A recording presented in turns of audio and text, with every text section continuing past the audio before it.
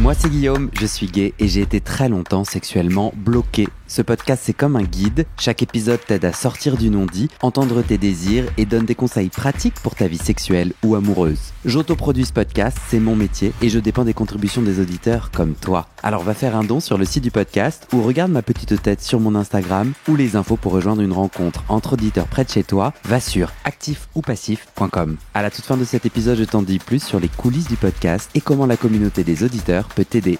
Place à ton épisode, bonne écoute. Est-ce que tout le monde est prêt, les petits choux ? Est-ce que vous êtes prêts à faire... C'était quoi notre cri ? Ok. J'ai beaucoup aimé le premier. J'ai des attentes sur le deuxième. On se lance. Bonjour et bienvenue pour la deuxième partie de ce nouveau cercle de parole. Ici à Paris, thème du jour, sauna et baracu. J'y vais ou pas ? Coucou les auditeurs. C'est parfait. Coucou Denis. Bonjour à toutes et bonjour à tous. Denis Trochesec, tu es notre sexothérapeute en chef. Tu réponds aux questions, tu nous donnes des éclairages sur ce sujet et nous, les auditeurs, on partage nos anecdotes. On fait un bisou et un merci au bar Merci Marcha. On est dans le 11e à Paris et une nouvelle fois, il nous accueille. En ce samedi après-midi ensoleillé, on a un peu chaud. Je dis une dernière chose, les auditeurs qui tombent sur cet épisode, c'est la partie 2. Ils peuvent écouter la partie 1 s'ils veulent, mais ils sont pas obligés. Et s'ils veulent venir, ce genre d'enregistrement live, à la fois on se rencontre entre auditeurs et on enregistre. Ça se passe à Paris, j'en prépare au Québec en août et en septembre, à Lyon, à Lille aussi peut-être, et en Suisse, j'aimerais bien. actifoupacif.com/rencontre avec un S.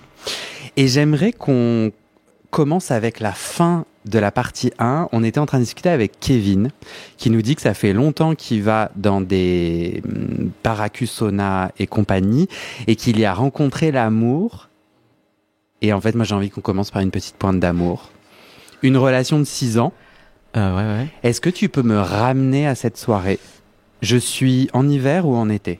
En hiver, au Key West à Paris. C'était un sauna qui était à côté de la gare du Nord. C'était fin d'après-midi, je pense. Donc voilà, je voyais qu'il me tournait autour et puis. Alors, imagine, je suis jamais allé au sauna et c'est pas tout à fait faux. Il me tournait autour, donc là, je suis dans un sous-sol. Non, c'était plutôt un sauna qui allait plutôt en étage. Il y a des fenêtres. Il y a des fenêtres, en effet. Ah tiens. Ouais. Donc il me tourne autour, ça veut dire que tu es assis dans le jacuzzi. Non, j'étais allongé sur une espèce de banquette. Pareil, je faisais ma pause, je fais beaucoup de pauses. Je suis allongé sur une banquette, donc il y a des couloirs. C'était une grande pièce en mode mansardé et oui, c'était un lieu de passage. Donc j'ai vu passer plusieurs fois avec des temporalités assez rapprochées. Temporalité rapprochée. Ouais. Ok. Donc, moi, j'arrive jamais à comprendre. Explique-moi. Oui. Lorsque je vois quelqu'un d'allongé, toi, ton body language, ton corps, t'as les yeux fermés, tu fais genre une sieste. Donc, je viens pas te déranger. On est d'accord. Bon, j'étais sur mon téléphone, je crois. Sur ton téléphone. Non, ouais. Mais c'est pas une invitation à ce que je vienne te gratouiller. C'était plutôt pause. J'étais plutôt pause. Ok. Mais tu vois qui te tourne autour. Ouais, bien sûr. Okay. Et puis au bout d'un moment, voilà. Donc on essaye de déclencher la chose. On est allé dans une cabine. Non, je ne suis pas satisfait. Au bout d'un moment, voilà, on va déclencher. Toi, tu t'intéresses. Oui, tu vois quoi comme homme ? Un peu basique, brun, barbu. S'il nous écoute, il sera content. Mais il le sait, hein. Et ce que je vais dire après, ça va encore plus lui déplaire, mais. Ok. Mais tu le trouves suffisamment à ton goût ? Oui, un mec lambda en fait. Moi, je suis pas fan des mecs musclés, bodybuildés, stéréotypés. Je suis pas fan des mecs jeunes, imberbes, twink. Lambda est un peu péjoratif comme adjectif. Non, pas lambda. C'est quelqu'un qui est dans la norme, quoi, qui est pas extraordinaire, quoi. Ok. Voilà, qui n'ira jamais sur une couverture de têtu a priori. Et ça, c'est mon type. Très bien. Et donc, tu le trouves à ton goût. Et quand tu dis, on fait l'affaire, c'est parce qu'il n'arrivait, lui, pas à te contacter, c'est ça ? Tu sentais il faisait des signes. Il passait plusieurs fois, il me regardait. Donc, au bout d'un moment, j'ai fait, bon, ok, je le suis. Et puis, il se rend vers une cabine. Et puis, je suis dans la cabine. On ferme la cabine. À ce moment-là, excuse-moi, Oui. tu sais rien de plus de lui. Non. Est-ce que tu sais quel type de rapport sexuel t'aurais envie? Est-ce qu'il y a déjà un petit script dans ta tête où tu te dis à tiens, j'aime. l'époque, j'étais plus fermé que maintenant, donc c'était limité. Enfin, c'était sus, sodo, et ça allait s'arrêter là. Enfin, Qui c'était suce qui? N'importe, Et qui sodomise qui? n'importe. Bah, t'étais pas très limité du coup à l'époque. Non, mais je veux dire par rapport à maintenant où je peux mettre davantage de membres. Mais Davantage. Il faut que les gens aient écouté l'épisode 1. Voilà, Na. Donc vous rentrez dans la cabine. on rentre dans la cabine et on y reste assez longtemps. Il n'y a pas eu de pénétration, je crois pas. Pas eu de pénétration anale, donc c'est resté branle, suce, bouffage de cul. Mais ça a duré assez longtemps, on s'est embrassé beaucoup aussi. Et moi, ce qui m'a plu chez lui, et c'est là où il va me détester, moi, c'est ses dents. Parce qu'il a les dents absolument toutes de travers. Voilà. Et ça le complexe lui. Et grave. Ok. Mais moi, j'adore, je trouve ça cute. Et donc, on a passé un bon moment. Et ensuite, c'est moi qui ai proposé d'échanger les numéros de téléphone. Tu sentais à ce moment-là qu'il y avait un Bon, potentiel. Ouais, que moi, il me plaisait, ouais. Ok. On n'avait pas beaucoup discuté, on n'avait pas vraiment discuté, non. Et on est allé ensuite dans les vestiaires pour échanger les numéros. Et là, il a vu, ça m'a fait rire parce qu'il avait vu que j'avais des baskets roses, bien sûr. Pourquoi, bien sûr? Parce que je m'habille toujours qu'en rose. Et il m'avait sorti avec beaucoup d'intérêt. Il m'a fait t'es branché sneakers? Ce à quoi j'ai répondu non, absolument pas. Donc voilà, ça commençait bien. Et on a échangé les numéros et puis on s'est revus assez rapidement, je crois, dans la semaine. Et puis un mois après, il emménageait chez moi. Ah ouais. À quel moment donné, cliquetis de soutien, je sais pas ce que disent les cliquetis, mais en tout cas tu as du cliquetis. Et à quel moment donné, ça c'est ma dernière question, Oui. t'as senti de l'amour? Moi, je suis un gros romantique, donc ça va assez vite. Rapidement, ouais. Mais voilà, pas dans la cabine, pas au sauna, où tu non, dirais pas que... dans la cabine. Je savais que j'avais envie de le revoir. Il y avait un peu, le goût du reviens-y, quoi. Et après quand on s'est vu, il vient de Lille, il vient du Nord. Moi, je viens de Picardie, donc il y avait des rapprochements. Niveau classe sociale, c'était à peu près pareil. Niveau loisirs aussi, on avait les mêmes loisirs, donc il y avait pas mal de choses qui concordaient pour que ça fonctionne bien. La blague, c'est que sexuellement, ça n'a jamais marché. Donc le meilleur moment sexuel que j'ai eu avec lui, c'est dans cette cabine dans le sauna. Ouais. Que vous avez pas Un mois réussi. après, on emménageait ensemble et donc 3 mois après notre rencontre, on baisait plus ensemble puis on n'a plus jamais rebaisé Ok. pendant quasiment 6 ans. Ok. Parce que pas les mêmes délires. Et puis après, moi j'ai pris des embranchements autres et puis voilà. Mais en tout cas, la relation a duré 6 ans et on a vécu 8 ans ensemble et tout ça a commencé donc dans une cabine. Au sauna. Je vais t'inviter à passer le micro, merci Kevin. Gentil. Je vais t'inviter à passer le micro à Lucien qui peut lever la main. Et attention quand vous tirez mes petits fils, mais vous êtes parfaits, vous êtes géniaux. Coucou Lucien. Coucou Guillaume, bonjour tout le monde. Toi, sur ton post-it, si t'es toujours ok de partager, toi t'as mis 50. Alors je vous ai demandé en gros de raconter une petite anecdote sur le post-it que vous pourriez partager et aussi un chiffre pour dire de 0 à 100, je me sens comment par rapport à ces établissements du cul, bar, dark room, on a dit quoi, back room et sauna. Je sais pas pourquoi je parle comme ça. En plus, toi, ton sujet, il est pas très drôle et je te rejoins à 2000%. Tu veux parler de comment je gère mon stress et ma nervosité et notamment lié à l'érection. Tu veux en dire un peu plus?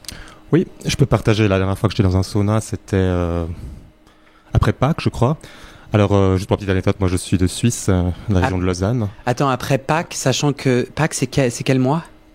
Avril. Avril, mi-avril. Et on est en mai. C'était il y a un mois, on C'était dirait. ça, Un c'était peu il y a un plus, mois. il y a 3 semaines. Ok. Tu viens de Lausanne? Voilà, je viens de Lausanne. Et à Lausanne, il y a le plus grand sauna gay de Suisse, apparemment. Le Pink, peut-être certains connaissent. Il y a des gens qui... Moi, j'y avais jamais été au Pink. J'avais fait mes premiers saunas en Australie, le pays où j'ai fait mon coming out il y a quelques années. Et puis, je me suis dit, c'est peut-être... j'étais dans ma région, je me suis dit, pourquoi pas tester. Et puis déjà pour moi, aller seul à un sauna, ça demande un peu un effort. Pas facile, mais c'était un week-end où j'étais seul, je me suis dit, allez, j'ai rien à faire. Et puis j'avais cette curiosité aussi. On y va. Puis j'ai été, et puis...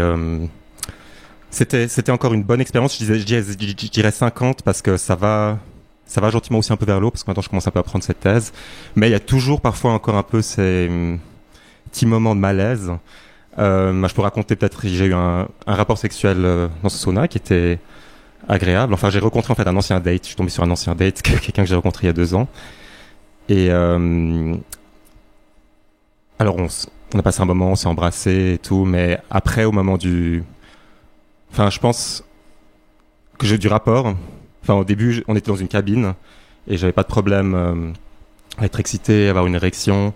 Puis après, je crois qu'on a dû changer parce il y avait pas de capote. Moi, j'étais pas sous PrEP à ce moment-là, donc on devait aller chercher une capote. Et je crois on était tellement excités qu'on s'est mis sur un matelas. Donc c'était un peu plus, il y avait des gens qui passaient. C'est dans le bunker, ça s'appelait le bunker, donc c'est la cave en bas où il y a des gens qui circulent, des gens nus. Donc là, on n'a pas le droit à la serviette, les gens sont nus, circulent. Et je me suis senti un petit peu mal à l'aise tout d'un coup parce qu'il y a des gens qui nous regardaient, qui passaient. Et puis, voilà, j'ai perdu mon érection. Et puis la personne avec qui j'étais, aurait bien voulu que je le prenne. Et puis c'était difficile pour moi à ce moment-là. Et puis c'est pas la seule fois que ça m'est arrivé. Ça m'est aussi arrivé dans un autre sauna en Australie où j'étais aussi allé seul. Et je sais pas, je pense pas un peu il y a le stress. Peut-être parfois moi je suis très vite dans le cognitif, faut me faire un peu du souci. Puis c'est vrai que je remarque que ça a une incidence sur. Tu peux me ramener, tu dis je suis souvent dans la tête, cognitif. Est-ce que tu saurais mettre des mots sur les petites phrases qui se baladent dans ta tête tandis que toi tu te balades dans le sauna?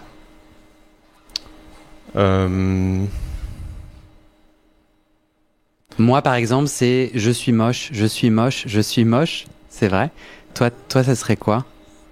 Il y a un peu, je pense, peut-être de vouloir performer un peu et puis quand je compare avec quand j'ai un rapport dans une pièce fermée, quand c'est chez moi ou chez la personne, là je me sens plus à l'aise.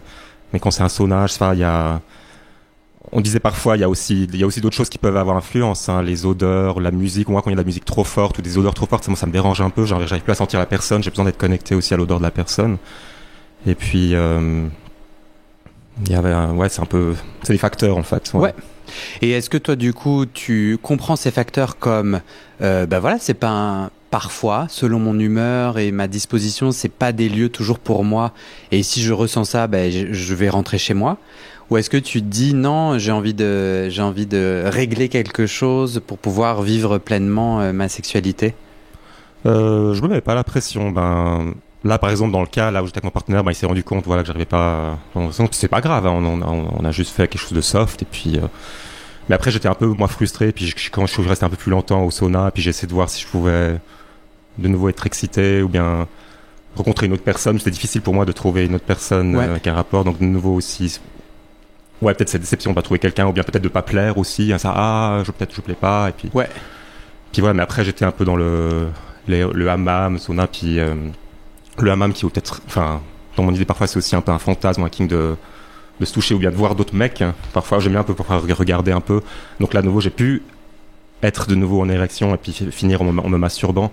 Mais c'était pas, ça aurait été plus sympa d'avoir quelque chose un peu avec quelqu'un et puis d'avoir un orgasme avec une personne mais bon. Okay. Oui, la pression dans un sauna, je trouve, est vachement faut pouvoir bander. Oui, c'est ça. Et ce qui revient aussi à si t'as pas des pénis ou si tu bandes pas, en fait, dans les gagnants et les perdants, parce que c'est un peu un signe que peut-être beaucoup de gens recherchent. Pas tout le monde, mais... C'est ça, parfois j'allais en bas, c'est vrai que j'avais pas forcément une grande érection, mais je me dis, est-ce que j'ose quand même aller, puis on se sent un peu, peut-être que personne va me regarder parce que j'ai pas une vraie érection comme les autres. Là, peut-être, je suis aussi curieux de ce que Denis pourrait peut-être dire aussi. Ouais, tu veux formuler une ou des questions en particulier? Ouais, un peu, je pense... Comment on peut gérer cette gestion du stress et puis aussi en lien avec l'érection. Alors avant de parler peut-être de la gestion du stress, je pense qu'on peut revenir sur l'injonction de performance. Parce qu'en réalité, rentrer dans un sauna, lorsqu'on y rentre, on a le loisir d'avoir des projections de films porno dans tous les sens. Et quelque part, pour beaucoup, rentrer dans un sauna, c'est rentrer dans un porno. Il y a des personnes des fois qui font leurs affaires dans les couloirs, il y a un côté exhibe. Finalement, c'est le lieu où le fantasme devient réel, potentiellement. Et effectivement,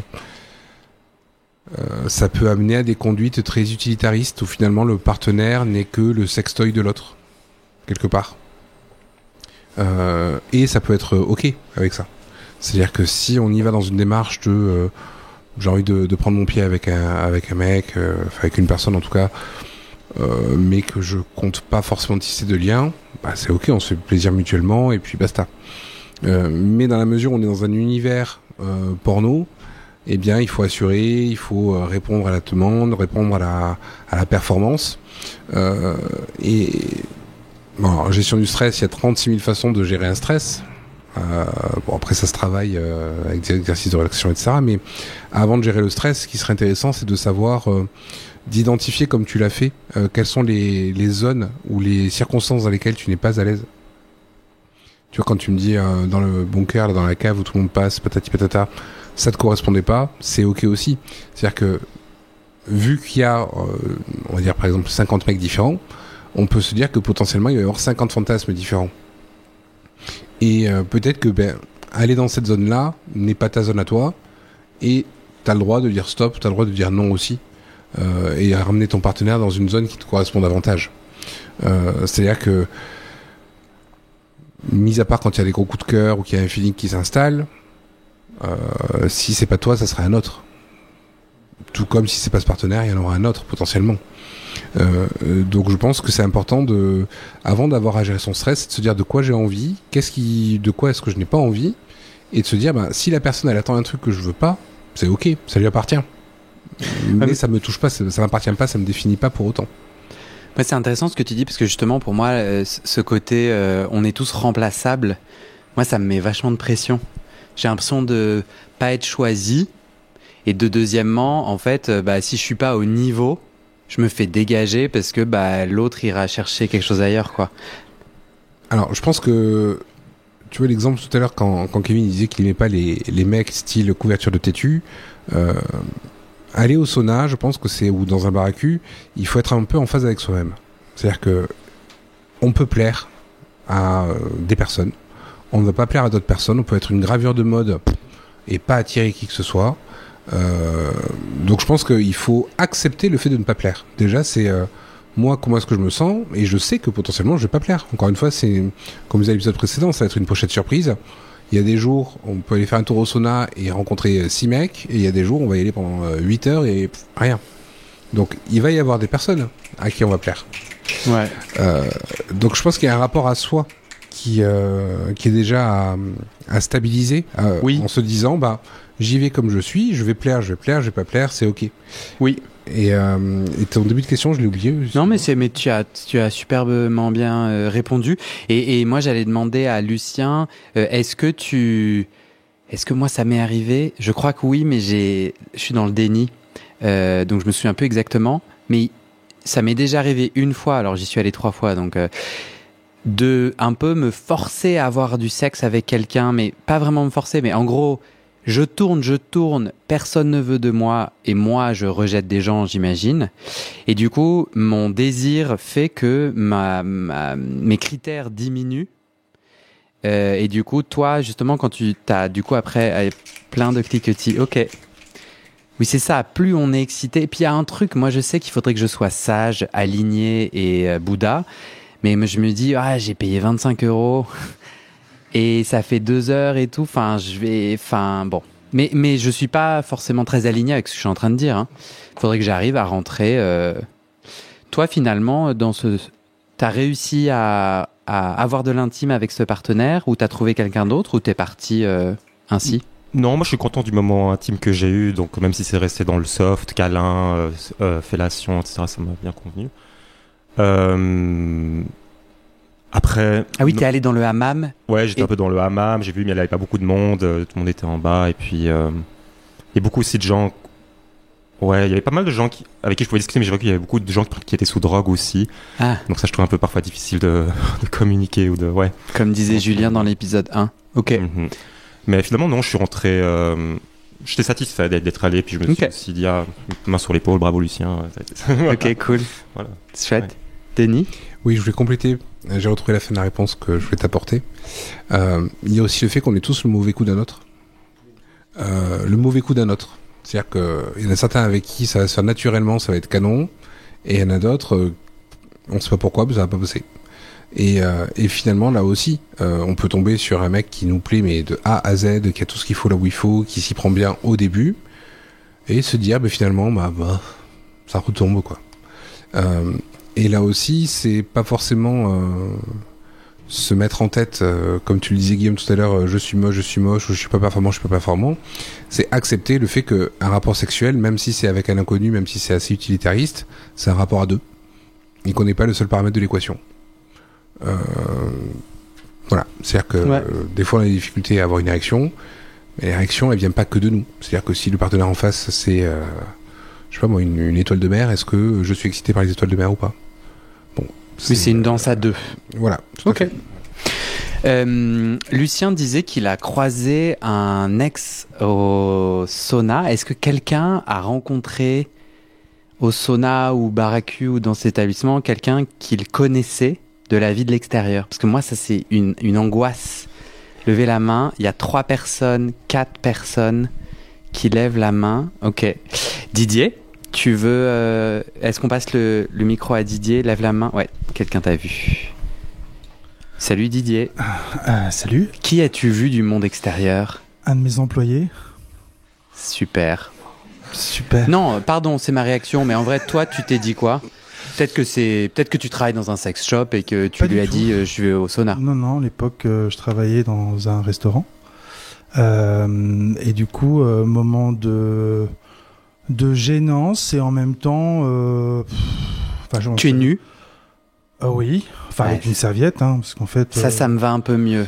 La plupart du temps, dans les saunas, on est quand même nu avec une serviette autour des hanches. Ah bon? Attends, oui, moi j'étais quoi? On n'a pas beaucoup parlé, mais en fait... Parlons-en. La plupart du temps, tu arrives dans le sauna, tu te déshabilles, et on te donne une serviette, tu vas la mettre sur tes hanches. Donc il y a des moments dans certains saunas où c'est total naked, et d'autres, la plupart du temps, en fait, tu as quand même une serviette, donc tu peux quand même tout cacher... tes fesses et tes parties intimes. Tu lui as souri, tu lui as dit bonjour. On s'est souri. On savait qu'on était tous les deux gays, tous les deux d'ailleurs engagés de part et d'autre. Engagés. C'est-à-dire en couple. Engagés. Voilà, on était. Oui, parce que lui. moi j'ai compris aussi. Engagé genre dans les militants LGBT. Oui, non. En fait, voilà. Donc. Donc il y avait même en tête une info. Si ça, voilà, c'est ça. Et puis... Vous avez fait un pacte et tout, vous avez croisé vos petits doigts en mode on ne le dira jamais, vous êtes devenus meilleurs amis du monde? Non, pas du tout. Non, en fait, il y a eu un petit moment de malaise et puis après, on en a reparlé... Non On en a reparlé après, quand on s'est croisés une première fois. On n'a rien fait ensemble, c'était inenvisageable, bien sûr. Et puis après, on s'est recroisés et puis on a dit, bon, de toute façon, voilà, quoi, c'était un risque ou une chance, comment tu vois les choses, de pouvoir se croiser dans des endroits comme ça. J'ai croisé aussi des copains qui étaient pareils, qui étaient dans des relations soi-disant extrêmement fidèles, avec une ligne directrice extrêmement tenue, quoi. Tu vois, monogame, quoi. Très monogame, qui communiquaient beaucoup sur leur monogamie et tout, et donc du coup, un des deux, donc du coup que je croise, qui dit surtout tu ne dis rien à personne. Donc effectivement, c'est la vie à personne, c'est sa vie, quoi. C'est pas bien grave. Souci. Ok. Toi, Didier, t'es un peu moite-moite. Ouais. Tu as mis sur tes post-it que t'es en joie de découvrir des physiques et des plaisirs ignorés. Ouais. Et qu'à la fois, un peu comme pas mal de témoignages, il y a des problèmes de consentement. Ouais. Tu veux commencer par ces problèmes de consentement? Toi, tu parles de mains baladeuses, beaucoup de mains baladeuses. Ouais, je parle de... On est où? Dans quelle ville? Alors là, on est à Paris, notamment sur les problèmes de mains baladeuses. C'est vraiment à Paris que je me partage entre Paris et la province, notre ville. C'est quoi la province? Le Mans. Ouais. Le Mans. Et en fait, des problèmes de mains baladeuses, oui, parce que... voilà, tu te balades, même si tu es en serviette, tu te balades dans les couloirs, ou tu peux même aller t'asseoir dans le hammam, donc l'endroit. Et là, tu vas avoir, comme on dit, qu'il n'y a pas beaucoup de communication, c'est vrai, d'une manière générale, il y a beaucoup de communication non verbale, et donc le geste, le toucher, fait partie de la communication non verbale. Donc tu peux avoir des gestes touchés qui peuvent être juste... un petit doigt qui touche une petite cuisse, juste tiens, on s'est rapproché. Ça, je trouve ça plutôt mignon. Si t'es pas à l'aise avec ça, tu peux t'en aller dégager. Donc même si c'est pas vraiment dans les règles du consentement, pour moi ça c'est ok. Et puis t'en as qui vont carrément t'empoigner les parties génitales ou t'empoigner la queue et Ouais. en fait c'est pas ok du tout quoi. Donc, Toi, ça t'arrive, tu vas souvent. Ouais. Tu vas souvent dans ces lieux-là, au Mans et à Paris. Ouais. Dans les deux cas. souvent, je dirais une à deux fois par mois à peu près. Ok. Et c'est la même chose, l'irrespect du consentement au Mans et à Paris. Non, au Mans, je trouve que, enfin, en province, après, bon, j'ai pas été dans toutes les villes de province et dans toutes les Du villes. coup, parlons du Mans. Mais il y a moins de, je sens une plus grande, comment dirais-je, communication, tu vois, un plus grand respect, enfin, Ok. en plus le temps. Il y a moins cette espèce d'urgence de sexe affamé, où genre il faut absolument, là, j'ai 2 heures, j'ai payé 25 balles, je retourne dans ma vie et il faut absolument que je baise, quoi. C'est ça que tu ressens, toi. Moi, c'est ce que je ressens. Quand t'es à Exactement. Paris. Tout à fait, c'est Ok, vraiment ce que ouais. je ressens. Ouais. Les plaisirs ignorés, je trouve ça assez joli comme terme. Ouais. C'est quoi tes plaisirs ignorés? Eh ben, les plaisirs Puis ignorés, quels sont c'est- mes plaisirs ignorés? C'est chouette. Plaisir ignoré, c'est au départ, tu pars de plaisirs très construits avec le porno. Alors, je te fais une petite gratouille. Tu parles beaucoup de tu et de on. Ah pardon, de jeu. Mais Ok, mais on est d'accord que tu es en train de parler de je toi. parle de moi. Ouais. Et donc, vas-y, je t'écoute. Et donc, Toi moi, j'ai imaginé que mon désir allait aller vers des physiques, ce que je voyais en visibilité, donc du porno. Et en fait, à la fois dans les saunas, mais aussi beaucoup dans les sex clubs, parce que moi j'ai beaucoup fréquenté des bars à cul aussi une période. Il y a des opportunités de corps qui te sont proposées. En gros, tu peux. Enfin, j'ai rencontré des types de physiques auxquels je m'attendais pas spécialement. Tu n'étais pas attiré sur le J'étais papier. pas spécialement attiré, mais j'étais surtout en curiosité. Je me dis bah tiens pourquoi pas quoi. En fait, j'étais pas en rejet systématique. Et je me suis retrouvé face à des corps qui m'ont extrêmement surpris dans l'impact qu'ils ont eu sur moi. Mhm. Donc tu touches, et c'est là où je me suis rendu compte pour moi que le toucher était hyper important. Ok. Qu'à partir du moment, en fait, le physique est assez peu important pour moi. À partir du moment où il y a un contact physique et qu'il y a l'électricité, Oui. bah en fait c'est ok quoi. Il y a plus de normes physiques pour moi en tout cas. Ouais. Et tu dirais que ces espaces-là, justement, t'ont appris ça. Enfin, Oui. t'ont fait découvrir que entre le désir cérébral d'un homme musclé, j'ai l'impression que tu dis pas les termes, mais fité quoi. fité. Ouais. En fait, il y a aussi un plaisir expérientiel Exactement. de cette électricité, t'as dit. Ouais, de cette électricité parce que en fait,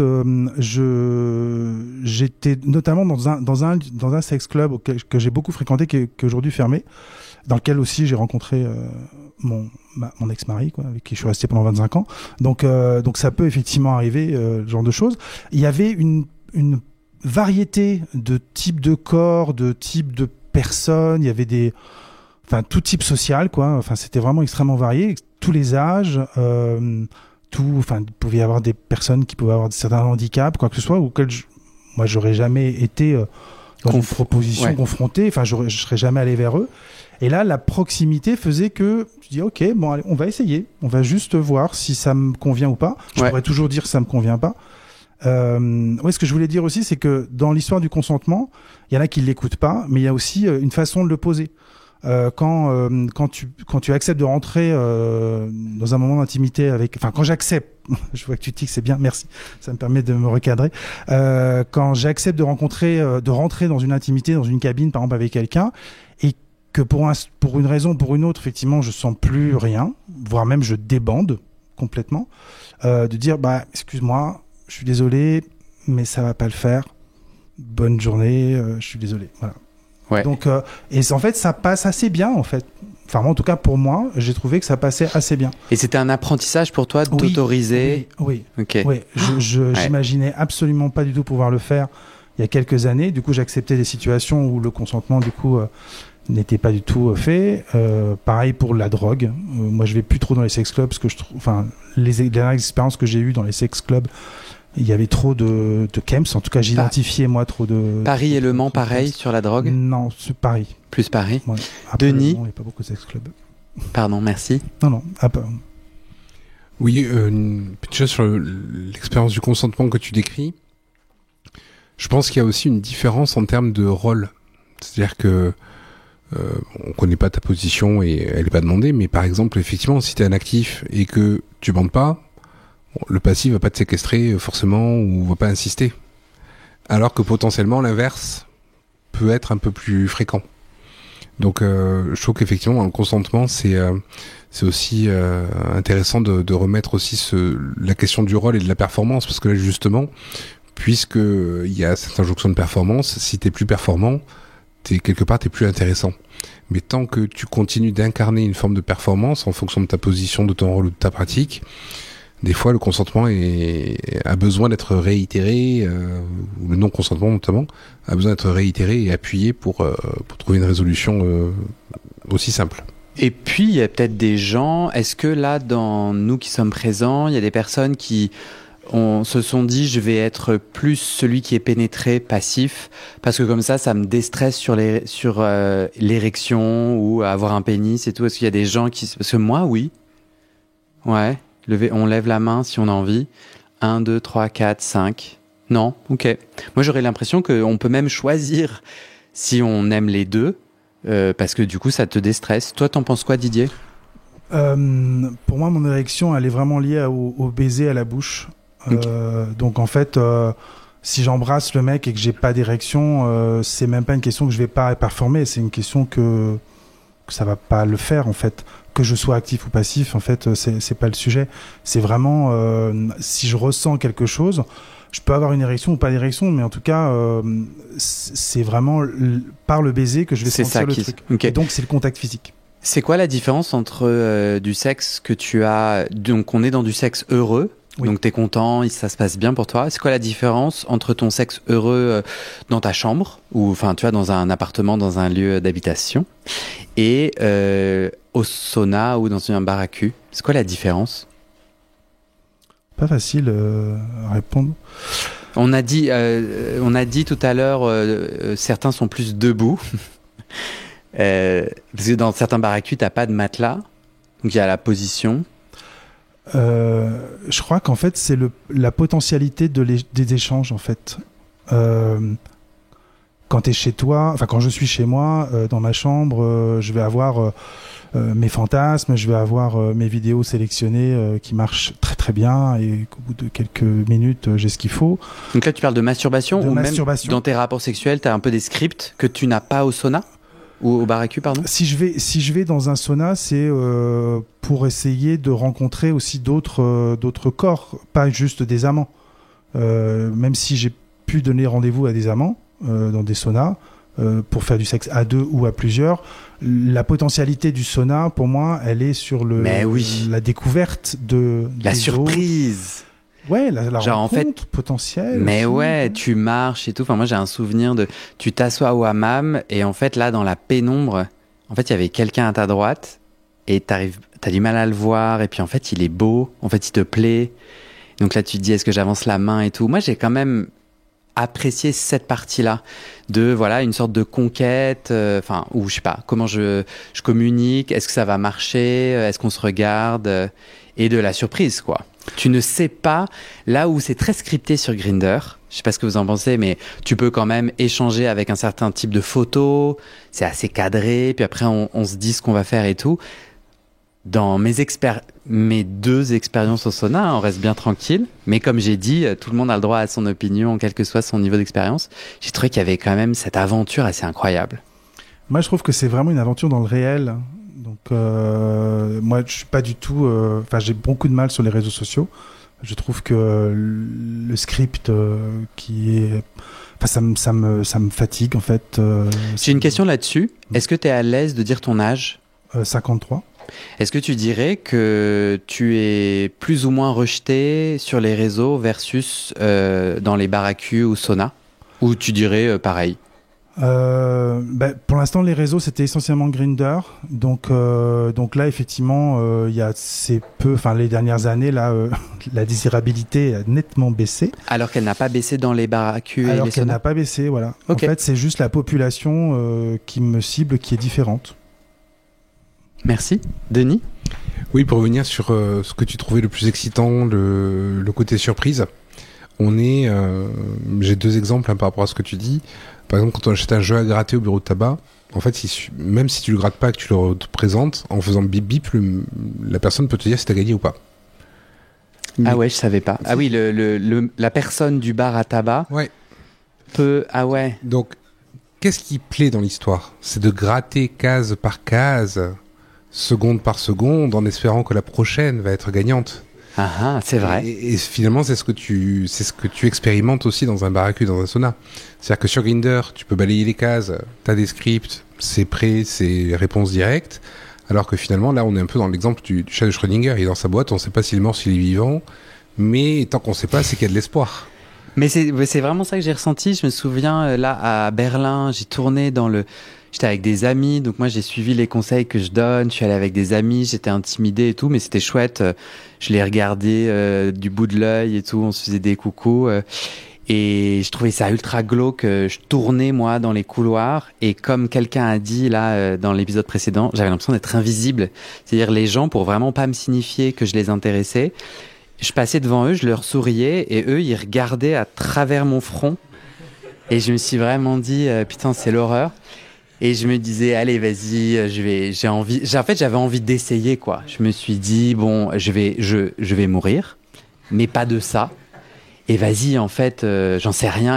Et donc, je faisais de plus en plus de tours en osant de plus en plus, genre, signifier mon désir. Donc, en étant de plus en plus rejeté et en me disant, bon, ben voilà. En fait, si j'arrive à conquérir cette espèce de douche froide à l'intérieur de me dire, je suis rejeté, ben voilà. Je suis inarrêtable parce que si j'arrive à signifier mon désir et à être rejeté, bah, c'est un peu mathématique, quoi. Et à un bout d'un moment, je vais justement rencontrer la personne qui m'apprécie, tu vois, et qui existe, peut-être pas dans ce sauna, j'ai compris, mais qui existe de toute façon. Ouais, Denis ? On est exactement dans le cas d'un casino. Mais moi, j'ai jamais gratté non, mais je suis pas allé au casino non plus. Tu vas jouer en espérant toujours gagner le jackpot, et si tu gagnes un petit peu, tu vas dire, même si je continue encore un peu, je vais avoir le super jackpot. Et c'est pour ça que tu as des gens qui passent 8 heures des fois dans un sauna ou toute une soirée dans un bar à cul. C'est que ce qui est le plus excitant dans l'histoire, finalement, alors oui, il y a le plaisir des actes, mais il y a ce jeu, cette roulette. Et si ce soir, j'avais c'est vrai. Le jackpot. C'est vrai, t'as raison. Et ben moi, finalement, en fait, juste il y a une seule personne qui m'a souri. Et en fait, on a commencé à discuter et je pensais vraiment pas qu'il allait avoir un rapport sexuel. On a fait des blagues. Quelqu'un disait Kevin disait qu'il aimait bien les blagues. Je ne sais plus quelle blague. Ah oui. Alors ça va pas être très ouf, mais on était juste à côté du distributeur à préservatifs. Et donc les gens venaient se servir et on était là, hop, hop, hop. C'est payant. Et t'avais vraiment des gens qui étaient là, merde. Et qui me regardaient en mode, ben moi je peux pas payer. Et après j'étais là, c'est une blague. Voilà. Et en fait, on est rentré dans une cabine. Et l'affaire a été faite, mais on a discuté. Enfin, c'était très chouette. Et après, le lendemain, on est allé faire un date. Enfin, on a pris un café. Denis et Didier, tu passes le micro à Pierre, s'il te plaît ? Oui, parce que tout à l'heure, j'ai conclu l'épisode précédent en disant qu'il y avait des disparités entre Paris et région sur les bars à cul et les saunas. Mais fais seulement. Et je profite que Didier en ait parlé pour faire ce point-là. C'est-à-dire que en fait, moins on a d'outils, plus un seul outil sert à beaucoup de choses. Moins on a d'outils, plus c'est... Alors, par exemple, okay. Si tu as une super trousse à outils, tu as un tournevis, tu as un couteau, tu as un marteau, tu as un clou, enfin, tu as toute la panoplie. Ouais, on voit que tu bricoles pas souvent. Non, mais pas du tout. Chacun son boulot. Moi non plus. En fait, tu vas pouvoir choisir l'outil le plus adapté à ton but. Ouais. Lorsque tu n'as pas grand-chose, bah, peut-être qu'avec ton tournevis, tu vas essayer de racler le bout de bois qui t'empêche de fermer la porte. Okay. Il va te servir à visser, il va te servir à décapsuler une canette, enfin n'importe quoi, tu vois. Ok. À Paris, on a la chance, le luxe, le privilège, je sais pas comment on pourrait appeler ça, ou l'opportunité en tout cas, d'avoir une flopée de lieux. D'outils, donc. Forme de tournevis avec leurs vis spécialisées. Exactement. Ok. C'est-à-dire que tu peux aller boire un verre, dans un bar à cul, tu peux aller dans des zones naturistes, tu peux aller dans des cruisings extérieurs, tu peux aller au sauna, enfin, on a un catalogue entier de solutions et d'outils. Lorsque tu es en région, potentiellement, en fonction des villes ou des lieux, t'as pas tout ça. Des fois, t'as pas de bar, t'as qu'un bar à cul. Des fois, t'as pas de bar à cul, t'as qu'un sauna. Oui. Et pour peu qu'il soit mixte et qu'il soit gay que le jeudi de 18h à 22h. Ouais. Voilà, donc En réalité, à ce moment-là, le lieu qui, aux yeux d'un Parisien, peut servir qu'à faire du sexe, ou majoritairement, peut devenir un lieu de sociabilité. D'accord. Dans notre ville. Ok. Donc les enjeux sont pas tout à fait les mêmes, et dans la mesure où ce sont en général des petites densités de population, tu peux pas te permettre d'être pushy, parce que la personne, tu vas la recroiser demain à la boulangerie. Ouais. Oui, il y a une proximité, il y a moins d'anonymat. Exactement. Donc je peux pas mal me comporter. Enfin, Tout à fait. je peux, mais moins. Et donc du coup, ce sont à la fois des lieux qui sont plus sociables, enfin sociaux, parce que tu peux avoir des échanges, des interactions autres que du cul, et en même temps, tu as la proximité qui te protège aussi, parce que la personne peut être reconnue. Ouais.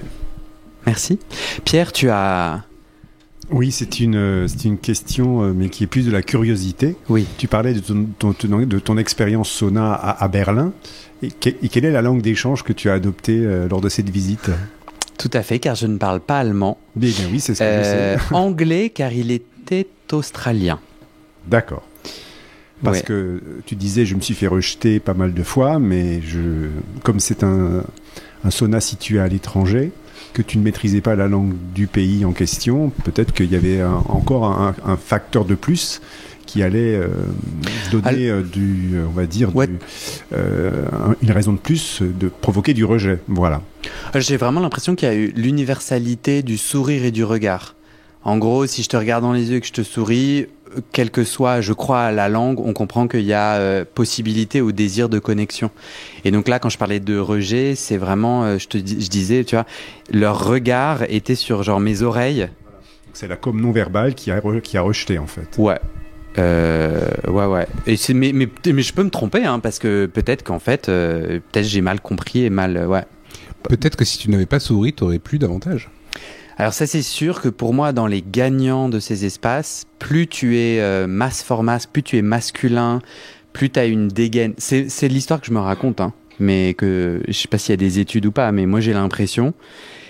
Et après, en m'imaginant sociologue de pacotille, c'est un diplôme assez puissant, donc faut que vous soyez prêts à ce que je vais dire. Moi, je crois que on est encore imprégné du temps où être homosexuel, c'était illégal, c'était la clandestinité, et que du coup, la drague, il fallait à la fois que je puisse te signifier qu'il y avait moyen de moyenner, mais que si t'es de la police, ou si t'es hétéro, ou en fait, je suis en danger, quoi. Si je te drague, je suis en danger, donc faut pas non plus que je te montre trop que je suis gay. Et moi, j'ai l'intuition qu'il y a un mélange un peu ça, de cette virilité dans lequel on est tous, où en gros ceux qui gagnent, les gagnants c'est les plus virils, mais moi j'ai l'intuition qu'on est aussi le fruit de ces cultures de cruising d'un temps passé. Voilà. Cliquetis pour mon doctorat en carton papier, ok. Mais en vrai, je lance un appel pour les sociologues, parce que je sais qu'il y a de plus en plus de gens qui font des recherches là-dessus, et je sais pas si c'est prouvable. Il y a des gens qui hochent de la tête, mais n'hésite pas à me mettre en contact. Pierre. Oui, un dernier commentaire. J'ai remarqué, mais c'est peut-être mon expérience propre, quand j'abordais des étrangers dans un sauna en France en leur parlant anglais, ou quand j'étais à l'étranger et que les gens comprenaient que j'étais pas du coin, ça facilitait la mise en relation. Voilà. Alors je sais pas si je suis un cas isolé ou quelqu'un d'autre peut abonder dans le même sens. Ouais.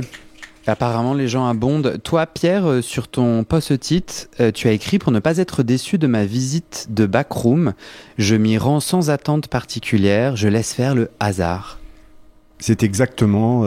C'est poétique. Oui, mais c'est exactement comme ça que je procède. Au début, j'y allais avec une injonction qui est « faut absolument que je baise », voilà. Peu importe de la manière où... Donc tu diminuais au fur et à mesure tes critères. Exactement, et à partir du jour où je me suis dit « t'y vas, si tu rencontres, tant mieux, et ben si tu rencontres pas, tant pis. Tu te seras détendu au sauna, au hammam, et puis tu auras passé un beau moment quand même. » Ok. Donc, et c'est comme ça que j'ai les expériences finalement les plus positives. Ok. Et est-ce que, très brièvement, tu peux me raconter ta petite voix intérieure, le moment où il n'y a pas eu de rapport intime et qu'il y a une part de toi un peu choquée, peut-être blessée, peut-être... Et tu lui racontes quoi pour lui faire un câlin? Enfin, comment, tu vois, tu prends soin de toi alors qu'il s'est rien passé cette fois-ci? Alors la première réaction à chaud, c'est zut alors, il me plaisait beaucoup, mais bon, c'était pas réciproque. Et puis quelques secondes plus tard, tu te dis bah c'est pas grave, c'était pas le jour ni le lieu, on verra plus tard. Hein. Et on se masturbe ou pas? Non.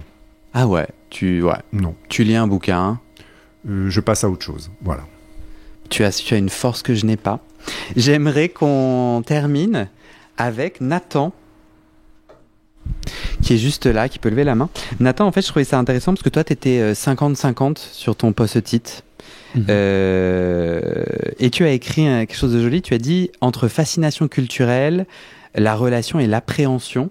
Est-ce que tu es toi déjà allé Non. Donc jamais. Jamais. Qu'est-ce que tu fais de tout ce qui a été dit? C'est-à-dire, là, au début, sur ton post-it, tu as mis 50-50, donc hésitant. Toi, comment ça a nourri ou pas, hein, peut-être que ça t'a pas inspiré, ce que tu as entendu aujourd'hui? Je pense qu'il faut que je lâche prise. Je pense que c'est le thème de cette discussion, c'est de lâcher prise pour soi, mais aussi pour les autres. Je pense qu'il y a, quand je dis culture, je me rappelle plus ce que j'ai dit. T'inquiète. Culture, c'est parce que c'est quoi pour toi? C'est la culture. Je pense qu'on est brassé. Enfin, moi, j'ai fait mon coming out super tard, et j'ai voulu rattraper le temps en lisant beaucoup de livres sur la culture du cruising, voir comment mes aînés ont pu vivre leur sexualité pour essayer d'apprendre à vivre la mienne. Et je pense que je suis très hétéronormé de par mon éducation, et je voulais essayer de déconstruire ça, et je me suis rendu compte que ces lieux, j'avais jamais entendu parler de baracu, mais j'avais entendu parler du sauna, sont des lieux clés de l'identité d'un homosexuel. Dans ta tête. Dans ma tête, voilà. Et j'ai toujours eu, je pense que par rapport à ce que Didier disait, je me suis rendu compte que j'ai du mal avec l'absence de script. Le fait d'arriver dans un lieu et de pas savoir ce qui va se passer, je me rends compte que ça me donne beaucoup d'anxiété. Oui. Et que je me sens en danger. Alors je pense que c'est de l'homosexualité, de l'homophobie internalisée. Ou peut-être que c'est trop tôt. Enfin. Oui, peut-être. Et c'est ce qui mène à mon deuxième point, qui est la relation. Je suis en relation depuis 4 ans avec un Américain, un New-Yorkais, qui a du coup une sexualité très différente de la mienne.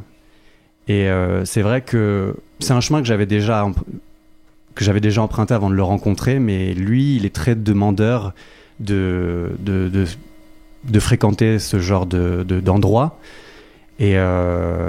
Et c'est vrai que c'est challenging parce que...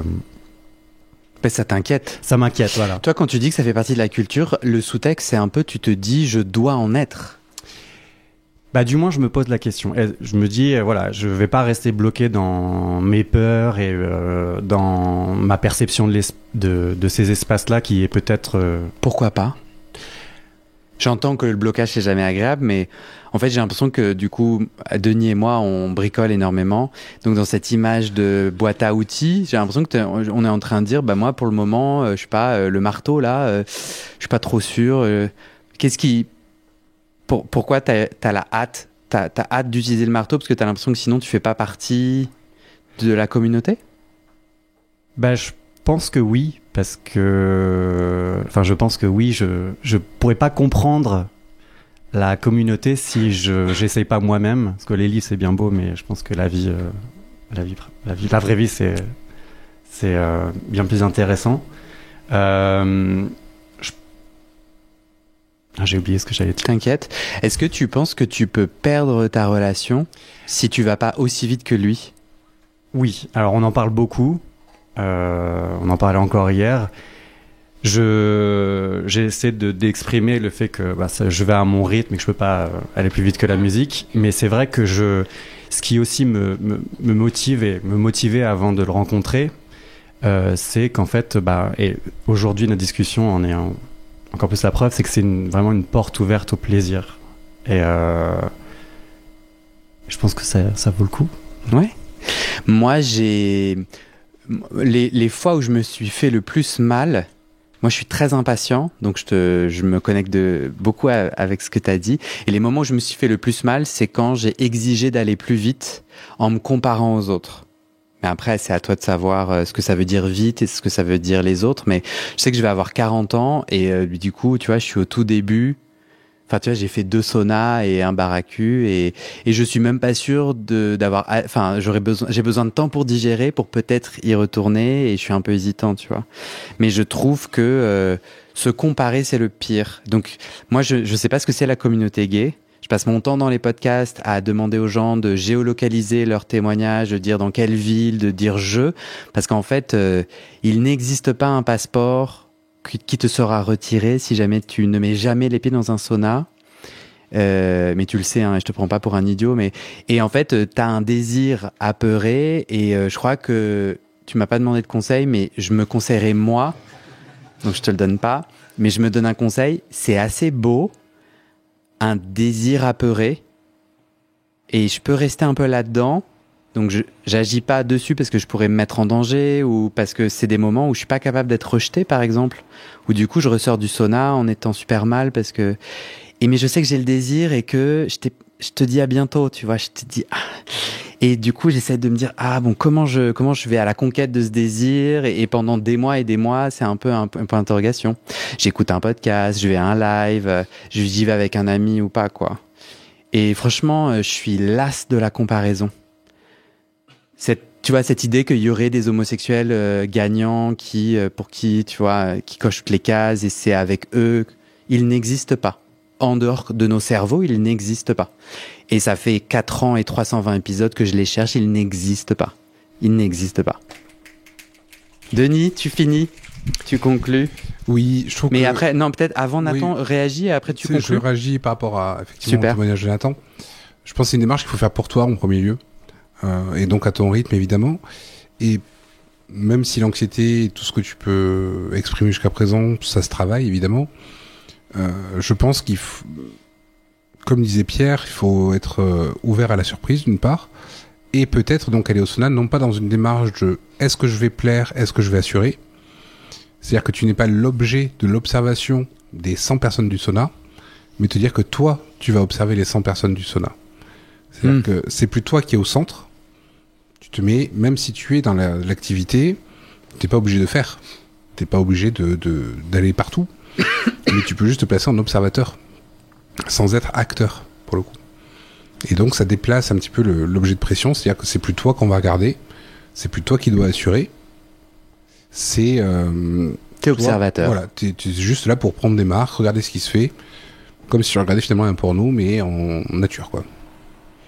Et comme ça, c'est plus toi le centre de cette anxiété, c'est plus ton désir, c'est juste qu'est-ce qui se passe.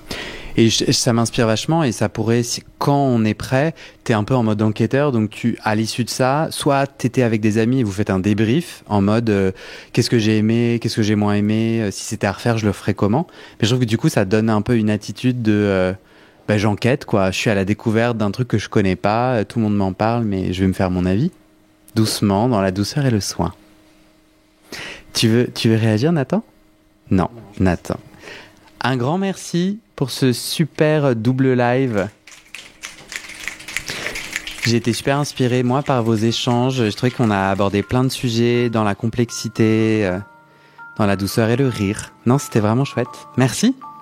Merci, Denis. Merci. On ouvre. À une prochaine, bien sûr.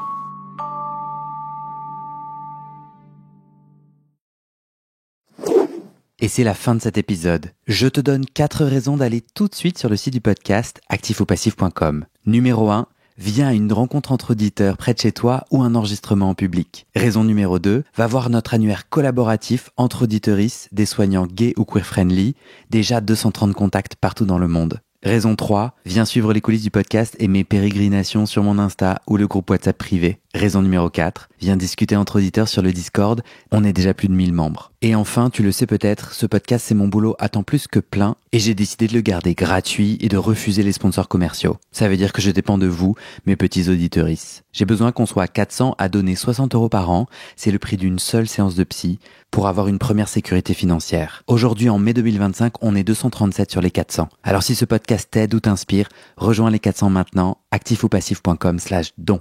D-O-N.